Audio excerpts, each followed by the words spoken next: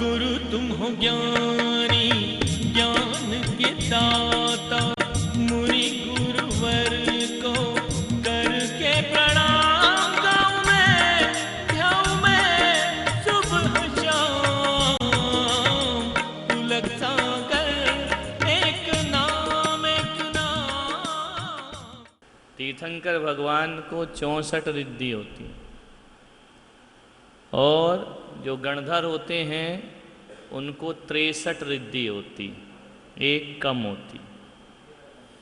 एक कम कौन सी होती है? केवल ज्ञान रिद्धि, है ना। गणधर केवल ज्ञानी नहीं होते,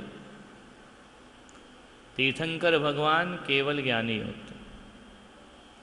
अपने यहाँ जैन धर्म में दो ही लोगों का वर्णन मिलता है, गणधर और तीर्थंकर भगवान। यदि ये दो नहीं होते तो जैन धर्म नहीं होता। जो गणधर होते हैं वह जिनेन्द्र भगवान की वाणी को गूंथते हैं। गणधर गूंथे 1200 अंग। गूंथना क्या होता है? कैसे गूंथते? आटा है क्या कि गूंथ दिया? क्या होता है? गणधर गूंथे 1200 अंग। कैसे गूंथा जाता है वाणी?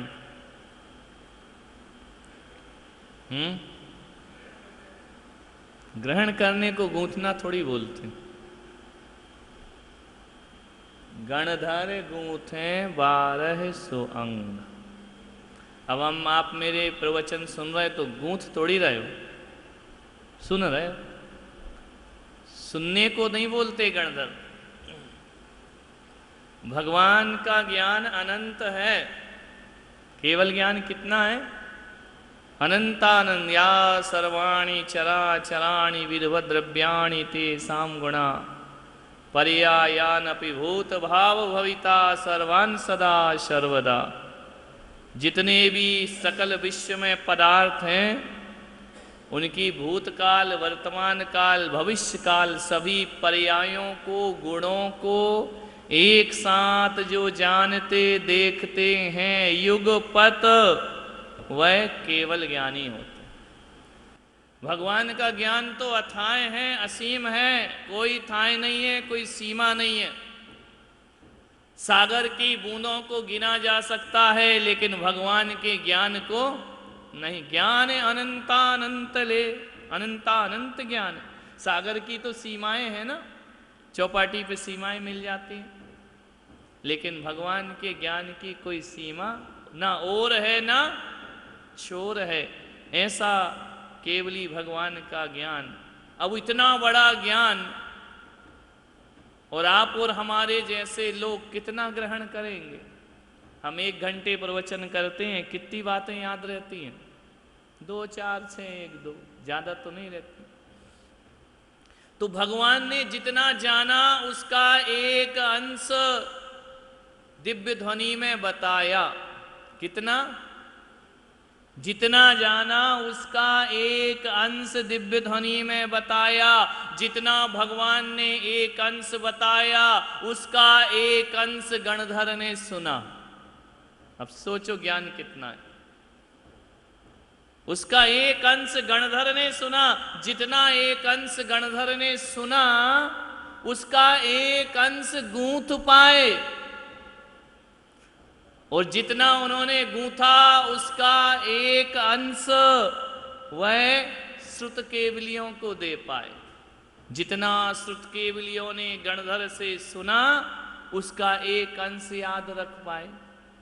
जितना उनने याद रखा उसका एक अंश अंग पाठियों को दिया।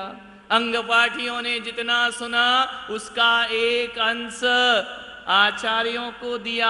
आचार्यों ने जितना सुना उसका एक अंश लिख पाए, और जितना उनने लिखा उसका एक अंश भी हम नहीं जानते। समझो ज्ञान कितना विशाल है भगवान का। मालूम है, एक सभा लगी है राजा की। राजा सिंहासन पर बैठा है, सभासद सब बैठे हुए हैं। एक बर्फ का टुकड़ा आया सबसे आखिरी वाले राजा से, सभासद से, उसने बर्फ का टुकड़ा लिया, बाजू वाले को दिया, बाजू वाले ने दूसरे पार्षद को दिया, दूसरे पार्षद ने तीसरे पार्षद को दिया। ऐसा पहुंचते पहुंचते आधा दिन हो गया। अब बताओ बर्फ कितना बचा? इसको दिया, उसको दिया, बर्फ घुलते जा रहा है और आगे बढ़ते जा रहा है। राजा के पास पहुंचते पहुंचते वह बर्फ इतना बचा कि उसकी हथेली से हाथ गीले कर ले, बाकी पूरा बर्फ तो रास्ते में ही खत्म हो गया। ऐसा भगवान का ज्ञान है। अपने पास जितनी जिनवाणी है वो हाथ गीले करने लायक है, ज्यादा नहीं है। और उसमें से दो चार चीजें अपने को आ गई तो ऐसे अकड़े फिरते हैं कि हमसे बड़ा केवल ज्ञानी कोई और। हम तो बहुत आता, हमको तो बहुत शास्त्र का ज्ञान है, दो अक्षर भी ज्ञान नहीं है। इतना विशाल है वह केवल ज्ञान। अब उनके इतने बड़े विशाल ज्ञान को गणधर कैसे गूंथें? भगवान की जो वाणी है वह निरक्षरी है, अक्षर नहीं है। समझ में आ रहा? भगवान की वाणी भाव आगम है। भगवान की वाणी में जो खिरती है वह जिह्वा से नहीं खिरती है, पूरे अंग अंग से समोसरण में भगवान की वाणी खिरती है। और उस भावों को समझ के गणधर भगवान उन भावों को, उन अर्थों को शब्द प्रदान करते हैं। क्या करते हैं? भाव को क्या अपन लोग क्या करते हैं? शब्दों से भाव लगाते हैं। गणधर के साथ उल्टा होता है, वह भावों को शब्द देते। शब्द, भावों को शब्द देना गूंथना है। समझ में आ रहा?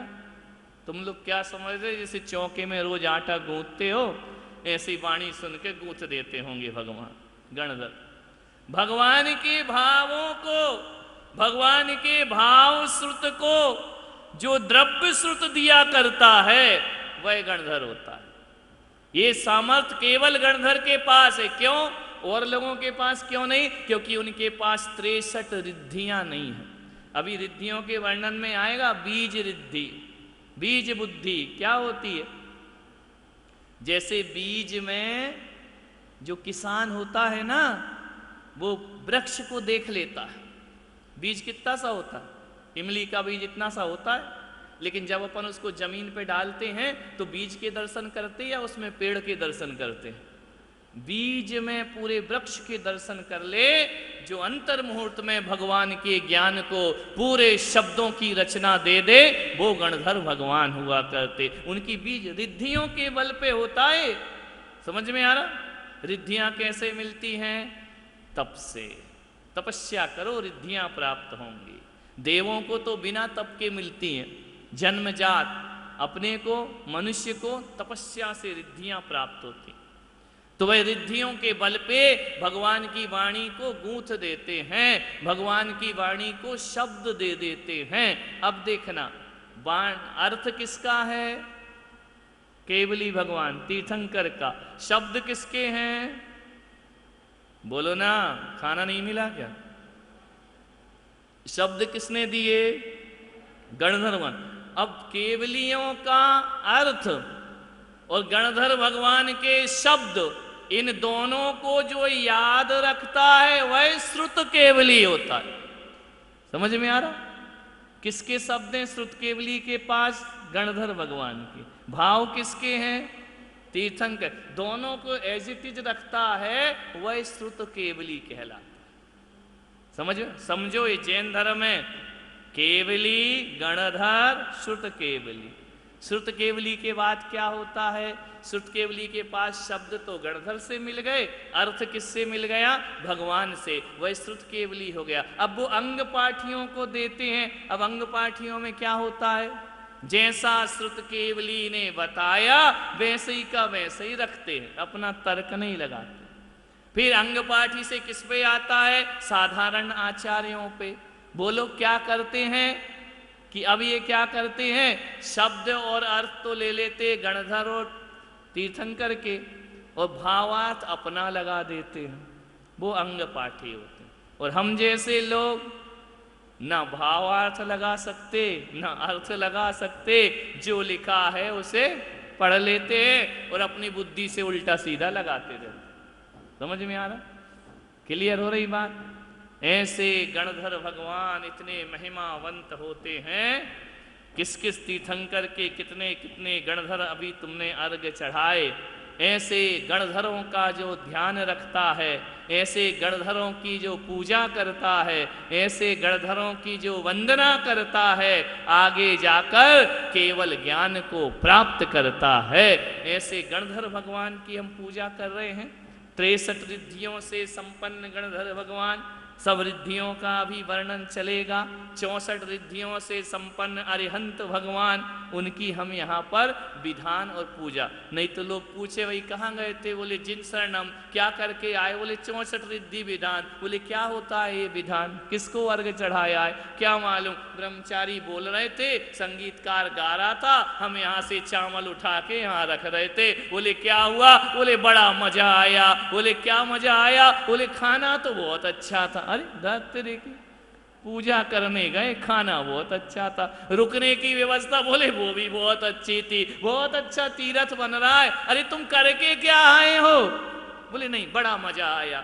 बहुत सारे लोग इकट्ठे हो गए थे, मुंबई के भी थे, सूरत के। अरे मूल मुद्दा बताओ, तुम किस लिए गए थे? तो ये मालूम होना चाहिए कि हम गणधरों की पूजा करके आ रहे हैं, हम केवलियों की पूजा करके आ रहे हैं। पूछ ले कोई गणधर कौन होते हैं? जो क्या करते हैं? भगवान की दिव्य ध्वनि को शब्द प्रदान करते हैं, वह गणधर होते हैं। शब्दों को अर्थ कौन देता है? तीर्थंकर भगवान अर्थ दिया करते हैं। श्रुत केवली कौन होते हैं? गणधर के शब्द, तीर्थंकर का अर्थ जो सुनते हैं वह श्रुत केवली होते हैं। समझ में आ रहा? इतना सा अपने को नॉलेज होना चाहिए। आज के आचार नहीं, आज के आचार उनको पढ़ते हैं और पढ़ के तुम जैसे विद्वानों को समझाते हैं, है ना? तुम लोग विद्वान ही तो हो, तुमको तो सब आता है, फिर भी हम आज के आचार तुम्हें समझाते रहते। अब चाहे इधर से जाए इधर से निकले, इधर से जाए इधर से निकले, इधर से जाए वहीं बैठा रहे, निकले या नहीं निकले तुम जानो, तुम्हारा काम जाने। समझ में आ रहा? तो आचार्य की ड्यूटी है कि शिक्षा और दीक्षा देना। क्या काम है? तो दीक्षा तो इन लोगों को दे दी, अब तुम लोगों को क्या दे रहे हैं? शिक्षा। और वो हमें मानना नहीं है। रात्रि भोजन छोड़ दो, अरे महाराज फिर वही लफड़ा, इसीलिए तो आहार नहीं देते हैं। एक आए बोले महाराज तुम कब से करने लगे? अरे तुम इनका मैं कोई पाप करने लगा क्या? गलत काम करने लगा? अरे महाराज मजा नहीं आया, आहार तो देंगे, हमने विधान करा। अरे विधान कराए तो कुछ करो भी तो, त्याग तपस्या लेकर जाओ, संयम लेकर के जाओ।